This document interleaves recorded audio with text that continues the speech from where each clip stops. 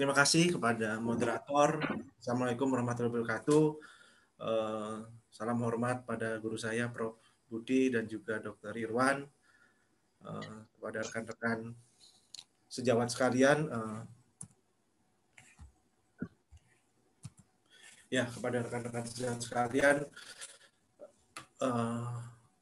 saya akan membahas mengenai bagaimana implementasi pedoman dislipidemi ini. Jadi bagaimana dislipidemi ini pedoman ini bisa kita gunakan dalam praktek sehari-hari.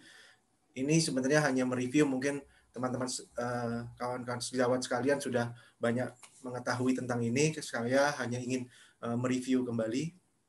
Jadi di sini fokus di generasi ketiga statin, yaitu water soluble nantinya. Jadi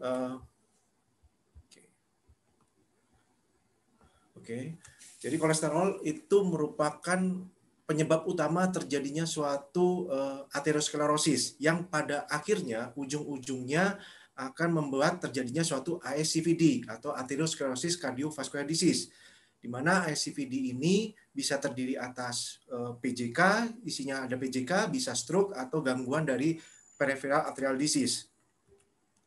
Nah, kita bisa lihat di sini bahwa LDL merupakan penyebab terjadinya suatu aterosklerosis. Berbagai meta-analisis membuktikan di sini bahwa semakin rendah dari kadar LDL kita, maka angka kejadian risiko terhadap koroner, heart disease di sini pun akan menurun. Kemudian di mana proporsi dislipidemi ini prevalensi di Indonesia termasuk di dalam risiko tinggi, di mana high LDL-nya cukup tinggi, yaitu hampir 83% dibandingkan dengan negara-negara lain, dan HDL-nya pun rendah, cukup rendah, di sini ada 23%. Grup yang meningkat di sini adalah orang-orang dengan grup dari Minangkabau atau Sundanis. Saya nggak tahu kenapa ini kok bisa, mungkin kalau Minangkabau mungkin banyak makan makanan Padang, mungkin kalau Sundanis saya nggak tahu kenapa, karena mungkin saya nggak tahu, Sundanis ini biasanya suka lalapan. Jadi saya rasa saya nggak tahu kenapa kok meningkat pada grup ini. Jadi bagaimana kita memanage penggunaan obat-obat kolesterol kita pada pasien-pasien terutama dengan ASCVD. Kita ketahui di mana LDL ini secara umum bahwa LDL masuk dalam tubuh kita, kemudian LDL itu teroksidasi. LDL yang teroksidasi terus kemudian nyusup ke dalam tunika media, itu menyebabkan terbentuknya ada foam cell, kemudian smooth muscle cell. Hal inilah yang bisa menyebabkan terjadinya timbulnya plak, kemudian plaknya rupture, terjadilah suatu trombosis. Nah, di sini pada gambar di sini bahwa mengatakan bahwa semakin kadar LDL kita rendah, angka progresivitas dari plak itu akan melambat dan juga resiko terhadap gangguan di PJK itu juga rendah. Kemudian di sini bagaimana kita mengimplementasikan pedoman dari suatu dislipidemi. Di sini ada berbagai macam perbandingan dari adanya dislipidemi, di mana kita punya AHA dan ESC, di mana AHA itu di 2018 terakhir, sedangkan ESC yang terbaru di posisi 2019. Jadi ketika kita ingin memanage pasien-pasien kita untuk memanage lipidnya, maka kita bisa menggunakan pedoman. Menurut saya mungkin kita bisa memilih, kita nggak perlu pilih dua-duanya, sebenarnya prinsipnya sama, tapi kita memilih salah satunya. Kalau dari saya lebih ke arah untuk mengambil dari ESC. Di mana ESC 2019 ini bilang bahwa LDL goal yang ingin dicapai, bahwa bedanya 2016 sama 2019 itu perbedaan dari nilainya. Kalau very high risk di 2016 itu kurang dari 70, kalau sekarang mintanya LDL itu kurang dari 55 dan harus turun 50%-nya. Sedangkan high risk itu kurang dari 70, kalau dulu itu kurang dari 100, ini di posisi 70 dan harus turun 50%-nya. Kemudian kalau moderate risk targetnya 100, kalau moderate risk di 2016 itu kurang dari 115, sedangkan yang low risk targetnya kurang dari 115. Jadi ketika kita menemukan pasien-pasien kita, kita harus memasukkan dulu pasien ini termasuk di dalam very high risk, moderate risk, atau low risk. Karena ketika kita bisa menentukan stratifikasi assessment untuk klasifikasi pasien kita masuk di mana, ini kita bisa tahu apa yang harus kita lakukan, goal berapa yang kita inginkan, dan target LDL berapa yang kita inginkan, dan terapi apa yang cocok untuk menurunkan sesuai dengan profil dari pasien. Nah, kenapa di 2019 ini mintanya di bawah 55? Kenapa lebih di bawah 55? Berbagai macam trial di sini, ada CT meta-analysis, Improve IT, Fourier, kemudian Odyssey Outcome, itu menyatakan bahwa ketika di bawah 55, kesimpulannya bahwa outcome-nya itu jauh lebih baik dibandingkan yang di atas itu. Nah, perform risk assessment itu adalah mandatory. Jangan kita terapi berdasarkan hanya dari lab-nya saja. Jadi, ketika kita mendapatkan pasien, kemudian pasien ini termasuk di dalam apa? Ketika pasien itu masuk di dalam CVD, kemudian pasien itu punya diabetes, kemudian pasien itu punya CKD, kemudian LDL-nya di atas 190, hipertensi yang berat, kemudian familial dyslipidemia. Ketika pasien kita masuk di dalam 6 kriteria ini, maka kita nggak perlu pikir panjang bahwa ini harus diterapi dengan obat-obat statin. Nah, bagaimana dengan ketika kita mendapatkan pasien di luar ini semua, di luar CKD, diabetes, kemudian LDL di atas 190, tidak ada faktor risiko apapun, maka kita bisa masuk ke dalam score chart. Nah, score chart ini kita bisa di aplikasi juga ada hard score, kemudian atau kita dengan cara manual.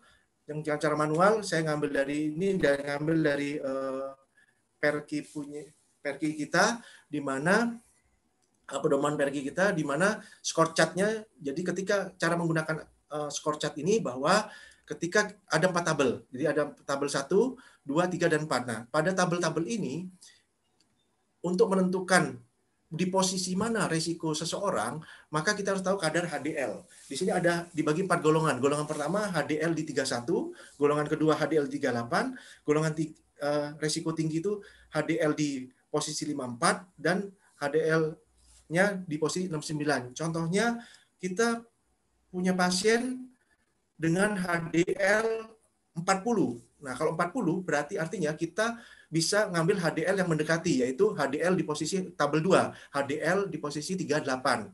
Nah, setelah kita menentukan itu, maka kita tentukan, setelah menentukan HDL-nya, kita bisa menentukan wanita, pria.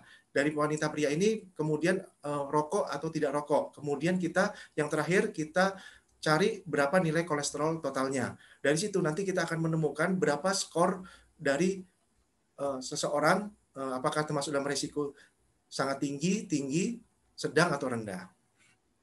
Ini penggunaan pada kasus-kasus di luar yang 6 tadi. Nah, karakteristik di sini yang tadi, bahwa pasien itu kita masukkan klasifikasi. Ada yang low risk, moderate risk, high risk, dan very high risk. Ini mana yang mau kita pilih di sini. Kalau pasien kita PJK contohnya, pasien PJK selalu masuk di dalam very high risk.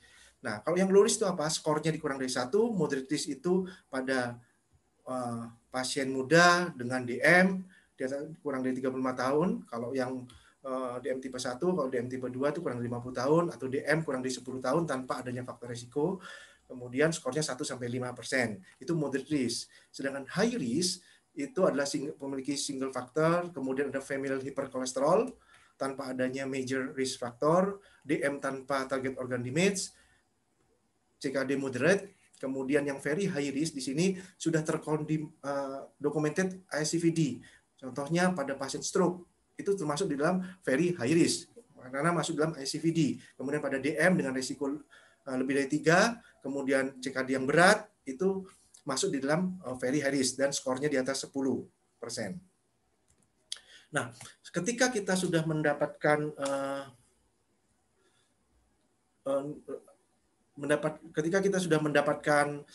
pasien klasifikasinya yang mana, maka kita harus tahu goal-nya apa.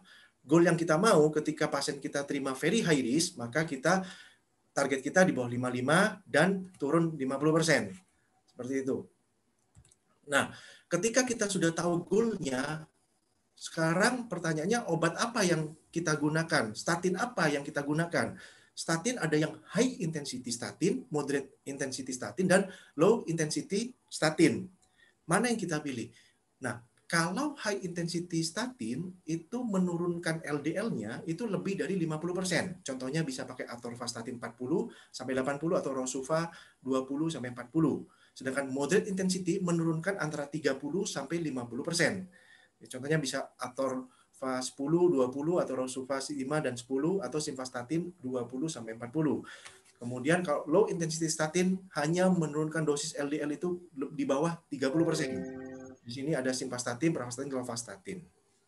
Jadi ketika kita memiliki pasien-pasien dengan very high risk, maka pilihan kita adalah high intensity statin karena targetnya adalah menurunkan di bawah 55 dan 50%. Nah, bagaimana pasien-pasien dengan ICVD dan memiliki angka rekurensi, kejadian rekuren ya. Target LDL-nya adalah di bawah 40, semakin rendah lagi. Di sini high intensity statin merupakan first line terapi di mana pada spesifik level resiko di sini bahwa selalu direkomendasikan high intensity statin. Jika goal itu tidak tercapai, maka kita bisa kombinasi dengan ezetimibe. Kalau dalam pencegahan primer dan pencegahan sekunder juga, pada pasien-pasien very high risk, kalau goalnya tidak tercapai, antara statin dan ezetimibe, kita bisa kombinasi dengan PCSK9 inhibitor. Kalau pada pasien-pasien dengan statin di berbagai dosis tidak toleran, kita bisa menggunakan pertimbangan dengan ezetimibe. Atau juga bisa menggunakan PCSK9 inhibitor. Nah, jika goalnya tidak tercapai, maka kita bisa menggunakan bile acid sequestran. Bisa kita pertimbangkan. Nah, amankah statin ini? Bahwa di sini dari 10.000 pasien, kemudian dalam 5 tahun di follow up dengan standar statin regimen didapatkan bahwa dapat mencegah 1.000 major vascular event atau secondary prevention dan 500 major vascular event sebagai primary prevention. Akibatnya apa? Pada pasien-pasien yang ini hanya ada 5 kasus mengalami miopati, 10-100 kasus baru diabetes, 5-10 hemorrhagic stroke. Tidak ada no evidence di sini tentang statin efeknya terhadap kognitif, kemudian signifikan renal deterioration, katarak, atau risiko stroke hemorrhagic pada pasien-pasien yang sebelumnya stroke. Di sini bahwa penggunaan terapi statin menurunkan major vascular event. Nah, ini saya diambil dari Perky bahwa kalau kita sudah mendapatkan treatment, nah kapan? Jadi pertanyaannya kapan kita akan memeriksa kadar lipid pasien? Seberapa sering lipid perlu diperiksa, yaitu sebelum memulai pengobatan penurunan lipid sebaiknya dilakukan 2 kali antara jeda 1-12 minggu. Kemudian seberapa sering lipid perlu diperiksa itu 8 plus minus 4 minggu setelah terapi dimulai atau 8 plus minus minggu setelah penyesuaian dosis. Nah, kemudian seberapa sering lipid itu perlu kita periksa setelah target kita itu sudah optimal dan tercapai, maka bisa kita lakukan setahun sekali, kecuali ada ketidakpatuhan si pasien. Nah, bagaimana ketika kita statin ini, terutama pada pasien-pasien ICVD, pasien-pasien PJK yang sering kita dapatkan, selalu pemberian obat-obat kolesterol ini jangka panjang, maka perlu diawasi. Yang perlu diawasi adalah enzim hati, ALT, atau otot, CK. Jadi seberapa sering kita periksa ALT kita, bisa sebelum pengobatan dimulai, atau kita sekali di minggu ke-8 sampai 12 setelah pengobatan. Jadi kurang lebih 3 bulan di sini. Nah, kalau ALT itu kurang dari 3, kita periksa 4 sampai 6 minggu. Tapi kalau lebih dari 3, maka bisa kita kurangi dosis. Tapi kalau makin tinggi, kita bisa lakukan stop dulu sementara, 4-6 minggu kemudian kita cek lagi. Kalau sudah normal, bisa kita mulai kembali. Nah, kemudian bagaimana untuk pemeriksaan CK? Nah, pemeriksaan CK itu bukan pemeriksaan rutin, tetapi pemeriksaan CK itu dilakukan kalau ada miopati, pasiennya mengalami gangguan, menderita mialgia, maka kita cek CK. Jadi kalau CK itu di awal sudah 4 kali naiknya di atas normal, kita jangan mulai pengobatan dulu, kita periksa ulang. Nah, bagaimana kalau CK itu di atas 4 kali batas normal? Bila CK di atas 10 kali di batas normal, hentikan pengobatan, periksa fungsi ginjal, kita monitor 2 minggu. Kalau kurang dari 10 dan tidak ada gejala, kita bisa lanjutkan tapi kita turunkan dan kita monitor. Kalau ada gejala, maka kita harus hentikan. Seperti itu. Nah, kemudian generasi ketiga dari statin yang kita bahas di sini adalah rosuvastatin, di mana ini merupakan generasi ketiga yang larut di dalam air. Kita bisa melihat di sini bahwa ada generasi-generasi dari statin ini, ada yang first generation, di mana contohnya dulu itu pravastatin dan fluvastatin. Dia memiliki potensinya rendah. Kemudian kalau yang second generation yang sering kita gunakan ada atorvastatin dan simvastatin, lebih efikasinya lebih oke dibandingkan yang first generation, kemudian menurunkan di atas 30% LDL. Kemudian tapi pada second generation masih tinggi interaksi terhadap interaksi obatnya. Kemudian bagaimana dengan generasi ketiga di sini? Di sini generasi 3 ada yang disebut sebagai superstatin. Artinya memiliki efektifnya itu tinggi, kemudian interaksi terhadap obat itu rendah karena sifatnya hidrofilik, kemudian contohnya di sini ada rosuvastatin dan pitavastatin. Nah, di sini adalah rosuvastatin, dia paling poten karena memiliki multiple dan strong binding terhadap AMG koenzim A reduktase. Nah, bagaimana kita membandingkan di sini bahwa kita ingin melakukan terapi LDL reduction di sini, yaitu bahwa kalau kita punya dosis atorvastatin, rosuvastatin 5 itu setara dengan atorvastatin 20 atau simvastatin 40. Kalau rosuva 10 itu setara dengan 40 atorva dan simvastatin 80. Sedangkan yang kalau rosuva 20 itu setara dengan atorva 80.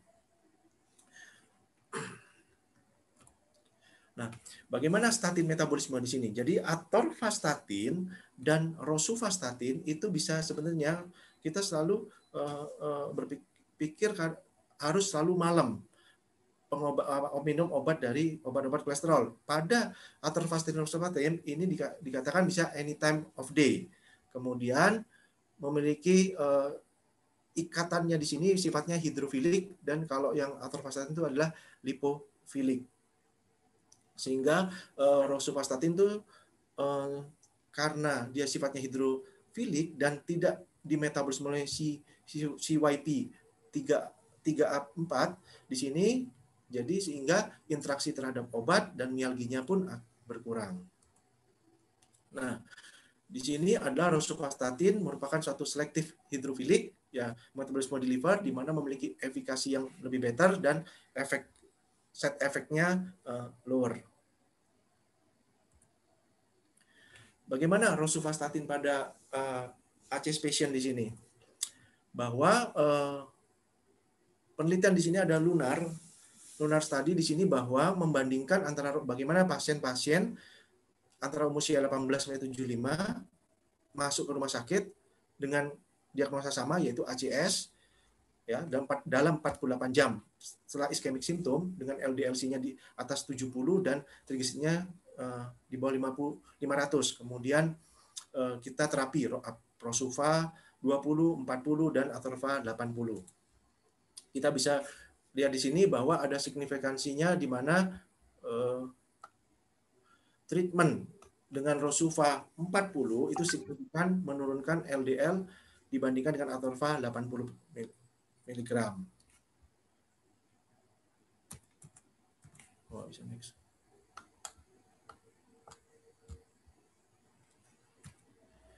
Kemudian membandingkan rosuvastatin yang 20 dan 40 itu meningkatkan HDL level dibandingkan yang atorva 80 mg. Jadi